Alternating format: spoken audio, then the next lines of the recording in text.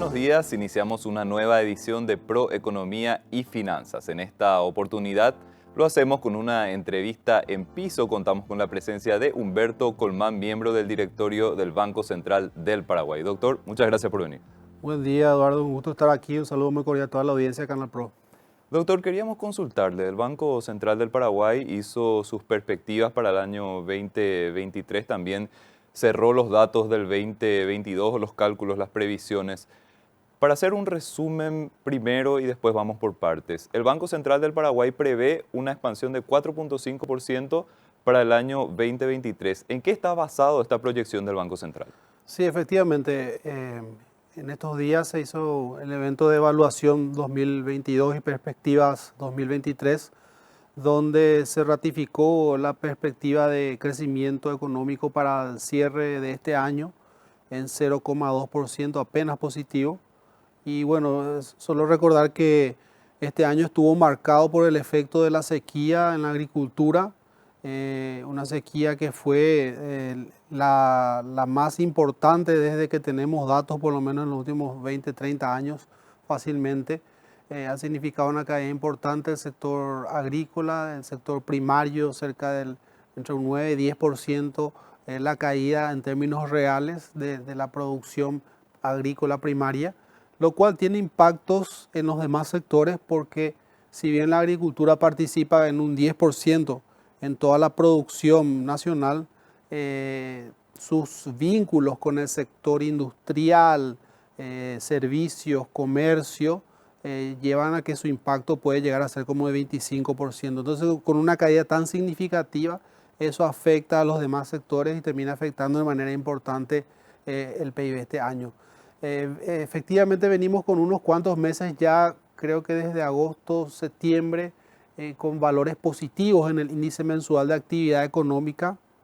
La primera parte del año estuvo marcado por variaciones negativas en la variación interanual del índice mensual de actividad económica por el efecto sequía, pero ya en los últimos meses, como decía, se empieza a ver esa recuperación, digamos que en el margen en los últimos meses, que se sostiene hasta octubre, que tenemos el último dato, con un crecimiento interanual de un poco más del 1%, ¿verdad? Entonces de aquí, noviembre y diciembre, esperamos de vuelta que estos vayan a ser positivos para ir confirmando ese 0,2. Ese es el punto de partida, importante repasar eso. Y de aquí hacia adelante, el 2023, típicamente después de un año de sequía agrícola, se espera que la producción se recupere al año siguiente, aunque hoy día son mucho más recurrentes los fenómenos climáticos adversos. Esperamos que el año que viene se vaya confirmando esta expectativa de siembra, de cosecha, de producción en la agricultura, que en realidad el escenario que está previendo el Banco Central es un escenario moderado de recuperación con un nivel de más o menos de 10 millones de producción en el caso de la soja, lo cual impulsaría el crecimiento del sector primario, el sector agrícola, el sector agrícola primario entre un 30 a 20% para el año que viene. En términos reales estamos hablando de esto, significa volúmenes de producción, lo cual va a ser un motor importante de la recuperación también en otros sectores. Si comparamos cómo va a ser el cierre de este año, las manufacturas, el sector industrial también debería tener un mejor año el año que viene, así como también el comercio y los servicios que también tendrían un mejor desempeño el año que viene. Todo esto en su conjunto resulta en una expectativa, como ya anticipaste, de crecimiento del 4,5%, que como decía antes, podría decir inclusive quizás moderado, expectativa de crecimiento, en el sentido de que, bueno, si bien es cierto, es un año también particular, que un año de elecciones, un año de transición política, inclusive el crecimiento eventualmente podría ser mayor. Pero esa es la perspectiva oficial que tenemos hoy día, de un 4,5% de crecimiento apoyado en la recuperación del sector agrícola y con todos los efectos que eso significa sobre el resto de la economía. Doctor, se me adelantó un poquitito, pero le quería consultar Sí. nuevamente. Se dice, me llamó la atención ya en el informe de perspectivas, de que es un escenario de 4.5%, tal vez un poquitito precavido, por decirlo de alguna manera. No es una estimación ni muy por encima ni muy por abajo. Sí. ¿Cuáles serían los factores o los riesgos al alza o a la baja que se pueden tener sobre esa proyección? ¿El escenario internacional podría ayudar o podría también estirar para abajo el crecimiento? ¿Cuáles son los factores? Sí, ese es un factor muy importante que señalaste cuando hablamos del desempeño de nuestro país. No podemos dejar de hablar de lo que está pasando en el mundo, en la región, y efectivamente se espera y se está viendo ya indicadores de menor actividad económica, de menor volumen de producción, de comercio a nivel internacional. De hecho, en octubre, cuando el Fondo Monetario daba a conocer su informe de perspectivas de la economía mundial, hace una corrección a la baja en el crecimiento del mundo, de nuestra región también, de nuestro vecindario también, el Mercosur, para el año 2023. Entonces no vamos a tener, digamos, vientos a favor en el 2023 en materia de socios comerciales. Eso es un factor que nos va a ayudar. Quizás los precios internacionales siguen siendo relativamente favorables para la producción primaria. Se mantienen en niveles relativamente altos los precios de los productos agrícolas. Eso podría ser un factor que ayude también hacia adelante. Pero bueno, ese es un poco el escenario, y en la región en particular también hay una desaceleración importante en Argentina, en Brasil, por factores propios de ellos también. Así que ese es un elemento. El otro elemento del por qué quizás es, digamos que conservador o moderado esta perspectiva, es que quizás el sector agrícola tenga aún un mejor desempeño de lo que se prevé en esta proyección. Te decía 10 millones de toneladas, pero quizás puedan ser más. Quizás podrían ser más cerca de 11 millones. Pero bueno, eso lo vamos a ir viendo. Por lo pronto es una buena perspectiva, está relativamente un poco por encima de la tendencia de los últimos años, ¿verdad? Y bueno, y finalmente eso es otro elemento que quizás después tenemos que conversar, Eduardo, mirando un poco hacia adelante, más allá de cuánto crecemos este año, el otro año. En los últimos años, 5 años, hemos tenido una disminución en el crecimiento de nuestra economía, lo cual nos llama a hablar de qué cosas podemos hacer para elevar el ritmo de crecimiento de nuestro país. En ese punto en particular, doctor, ustedes presentaron también las proyecciones que se tenían sobre el crecimiento económico local. Después vino la pandemia, vino el caso de la sequía, vino el caso de la guerra Rusia-Ucrania. Esto empujó para abajo la línea o la trayectoria que teníamos de crecimiento económico y marcó un nuevo camino. ¿Hablamos de efectos tal vez permanentes para la economía paraguaya, o hay un potencial para recuperarnos y encaminarnos nuevamente hacia esa senda de mayor crecimiento económico? Es una muy buena pregunta eso. Efectivamente, hemos tenido un camino sinuoso, con obstáculos, con muchas curvas, complicado, con baches, desde el año 2019. En el 2019 nosotros recordamos la sequía, pero también fue un año de inundaciones, de incendios forestales, de intentos de juicio político.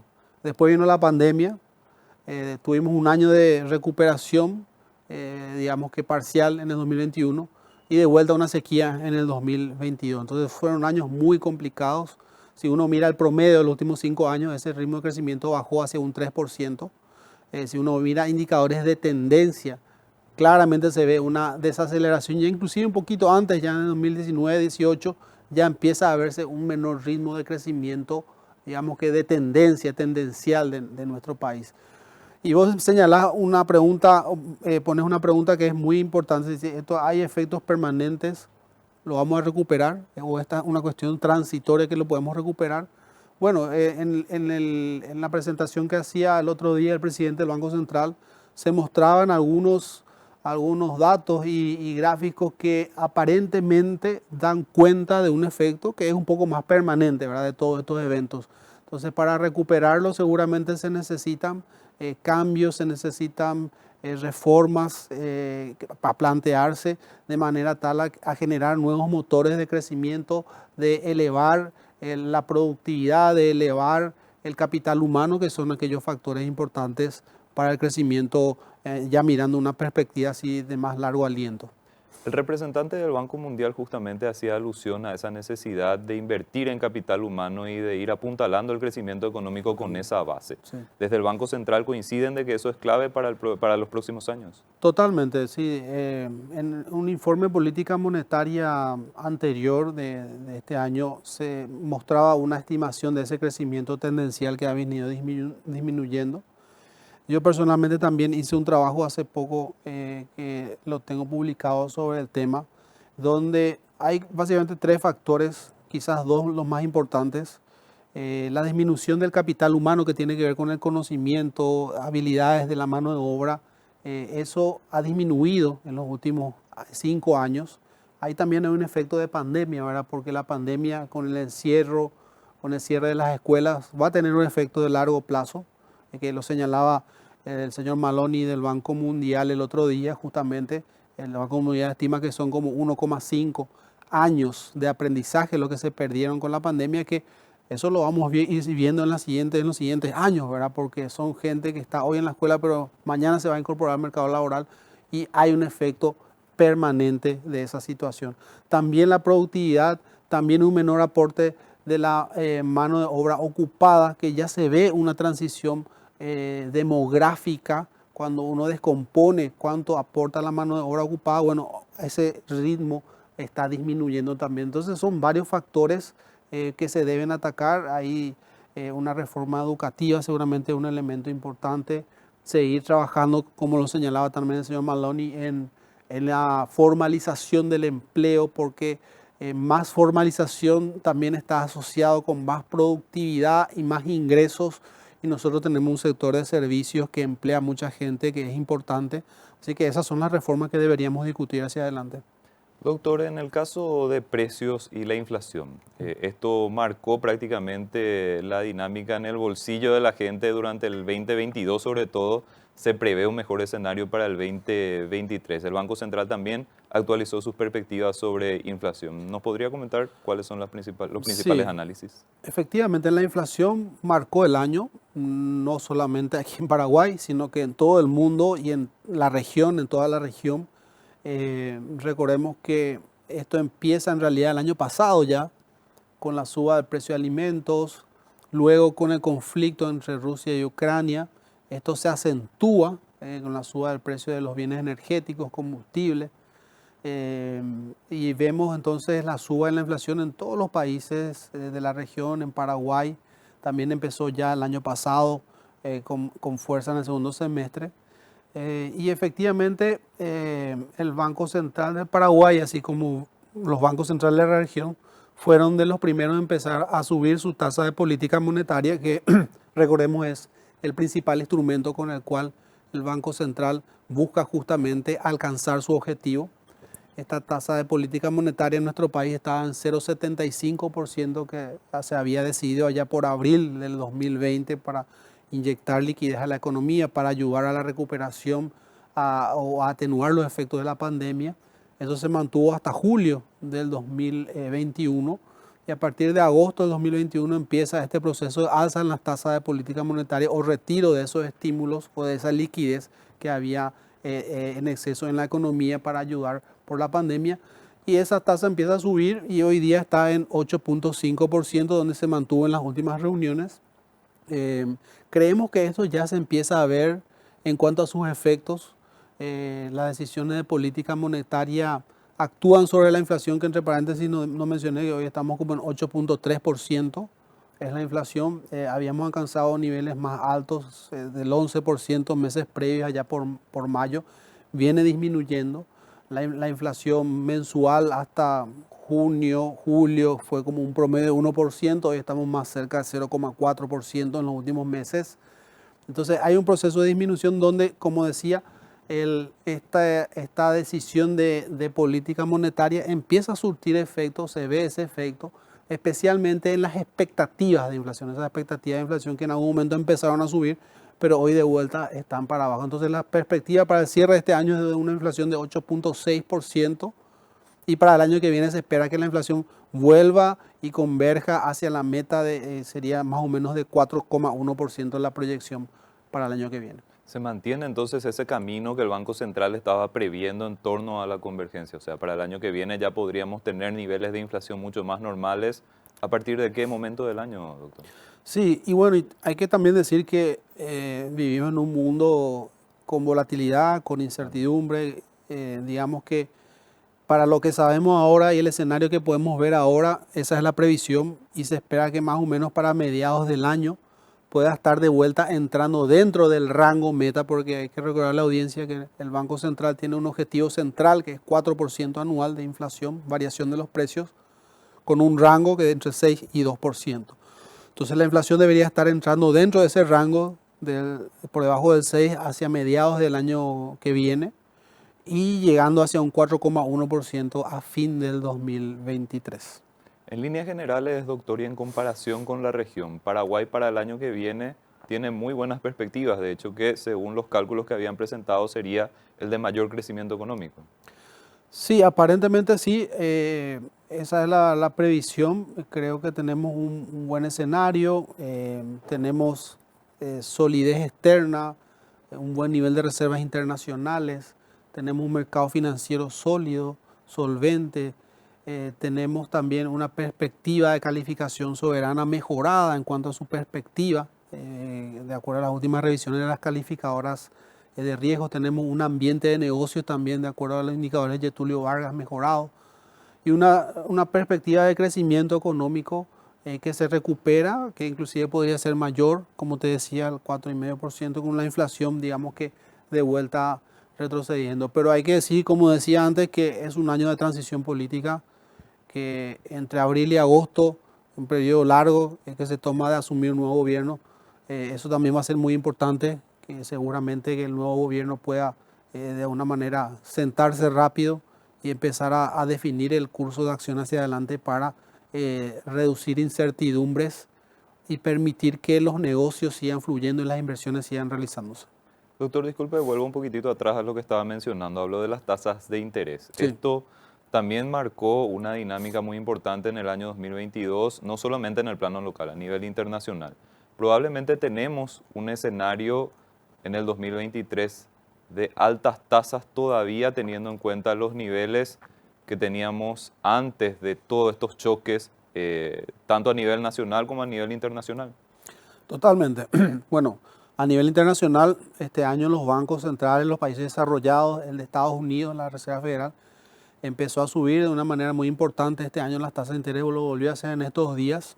Entonces eso marca, digamos, que niveles de tasa de interés en el mundo más altos, que probablemente se mantengan durante gran parte del 2023, digo, a nivel internacional, de manera tal de que la inflación efectivamente vaya convergiendo de vuelta hacia los niveles meta o más confortables para estas regiones desarrolladas del mundo, ¿verdad? Y a nivel local, esta tasa del 8,5%, bueno, el Banco Central a través del Comité de Política Monetaria, a través de las decisiones del directorio, va a ir definiendo en cada reunión. Probablemente hacia adelante, si se van confirmando estas proyecciones que hablábamos, haya espacio en algún momento para empezar a bajar de vuelta esa tasa hacia niveles, digamos que más acordes con lo normal. Y cuando yo digo normal, acá sería una tasa de interés que no sea tan alta como para afectar la actividad económica, ni tan baja como para afectar la inflación. Entonces, eso es lo que nosotros en economía llamamos como la tasa neutral o normal, digamos. Esa tasa debería estar más cerca de un 5%, 6% como mucho. Entonces, quizá el año que viene, si se van confirmando esto, podría haber espacio para disminuir las tasas. Aunque hay que decir también que más allá de esta suba en la tasa de política monetaria, Eduardo, lo que ha habido más bien es una normalización en las tasas de interés de mercado, porque antes de la pandemia teníamos niveles de tasa de interés, digo ya del sistema bancario, financiero, del orden del 15, entre 14 y 16%. Eso bajó durante la pandemia, hasta recuerdo inclusive por debajo de un 11% en algún momento. Luego, con este proceso de suba en la tasa de política monetaria, empezaron a subir otra vez las tasas de mercado, pero están alrededor de un 15%. Entonces estamos más o menos a los niveles prepandemia, una normalización más bien de las tasas. Puede ser que ciertos segmentos del crédito sean mayores, claro que sí, pero a nivel promedio general estamos, digamos, que con una normalización.